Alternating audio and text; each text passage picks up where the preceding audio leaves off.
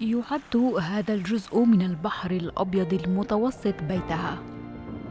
حيتان تعيش على مدار السنة في هذه الجنة الزرقاء الواقعة شمال جزيرة سردينيا الإيطالية. الساعة 4 صباحاً يغادر فريق من العلماء ميناء مدينة تولون الفرنسية في مهمة علمية تخص الثدييات البحرية. Normalement, le premier signe le plus souvent, c'est qu'on voit un souffle. Tu peux voir un dos aussi, donc le dos du rorqual. Et si tu as beaucoup de chance, tu peux voir un splash, c'est-à-dire vraiment la baleine qui saute et qui retombe. Ouais, je le vois. حالما يتم رصد الحوت، يسعى فريق الباحثين للاقتراب منه باستخدام قارب إنقاذ. Qui continue de nous guider sur l'animal qu'on va essayer de rejoindre pour faire une biopsie. خزعة أي عينة من الجلد والدهون يأخذها العلماء باستخدام هذا القوس والنشاب. طريقة مخيفة بعض الشيء، لكن الحوت لن يشعر بأكثر من وخزة إبرة.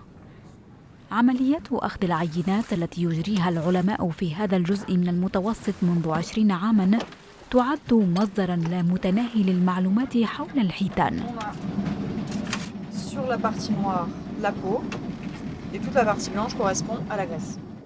بفضل العينات استطاعت عالمة الأحياء هذه دراسة الحالة الصحية للحيتان التي تعيش في المنطقة وتأثير التلوث البيئي عليها. Les conclusions sont assez alarmantes, c'est-à-dire que 100% des individus qui ont été échantillonnés, que ce soit rorqual commun, cachalot, globicéphale noir, sont impactés par cette pollution plastique.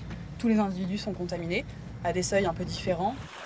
في الواقع لا يتربص بالحيتان في هذا الجزء من المتوسط سوى خطر السفن الكبيرة أو العبارات. سنوياً يموت عدد يتراوح بين 48 حيوانا بحريا نتيجة الاصطدام بالسفن. C'est comme si nous, on vivait au milieu d'une autoroute à essayer d'esquiver les voitures. C'est compliqué de s'occuper de ses enfants, d'aller faire les courses, de travailler quand on est tout le temps en train de parer aux voitures qui arrivent. C'est un peu la même chose. تتضاعف حركة الملاحة البحرية هنا كل 20 عاماً، حتى أن بقاء الحيتان بات مهدداً. On a une population qui fait à peu près 1300 individus et c'est des animaux qui se reproduisent assez lentement. Il y a un petit tous les 2 ou 3 ans. Donc c'est un impact qui est assez lourd sur ces populations.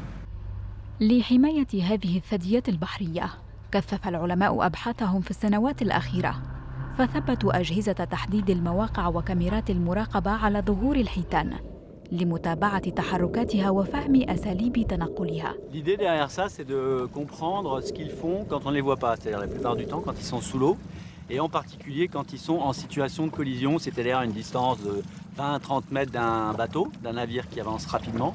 التعرف على سلوكيات الحيتان بشكل أدق هو موضوع هذه التجربة الأخرى التي أجريت هذا العام. Ici, on a une cage dans laquelle on a un hydrophone, qui est la partie sensible qui va aller capter les sons. Et cette cage-là, elle va descendre à 170 mètres de fond. On se met bien profond pour pouvoir capter l'ensemble de l'espace sonore. يأمل العلماء مستقبلاً في تثبيت جهاز إرساليات لنقل المعلومات الآنية المتعلقة بحركة الحيتان لجميع السفن، فيساعدها ذلك على تجنب الاصطدام بالحيتان الموجودة في طريقها. كما يرغب العلماء أيضاً في أن تصنف هذه المنطقة كمنطقة معرضة للخطر من قبل المنظمة البحرية الدولية.